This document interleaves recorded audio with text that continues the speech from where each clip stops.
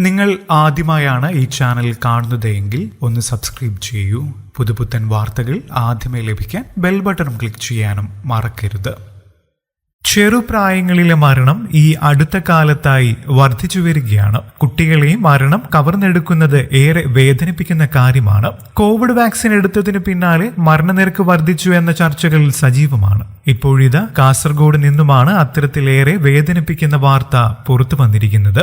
കാസർഗോഡ് കിഴക്കേക്കരയിൽ പരേതനായ തായത്ത് വീട്ടിൽ രവീന്ദ്രന്റെ മകൾ 13 വയസ്സുകാരി ശ്രീനന്ദ നൃത്തം പരിശീലിക്കുന്നതിനിടയിൽ കുഴിഞ്ഞു വീണ് മരിക്കുകയായിരുന്നു. പാക്കം ഗവൺമെന്റ് ഹയർ സെക്കൻഡറി സ്കൂളിലെ 8ാം ക്ലാസ് വിദ്യാർത്ഥിനിയായിരുന്നു.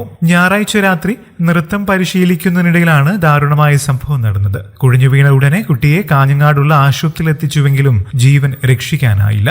അജിതയാണ് മാതാവ്. ശ്രീകുട്ടി, ശ്രീനാഥ് എന്നിവർ സഹോദരങ്ങളാണ്. പോസ്റ്റ്മോർട്ടത്തിന് ശേഷം മാത്രമേ മരണകാരണം വ്യക്തമാകൂവെന്നും ഡോക്ടർമാർ അറിയിച്ചു.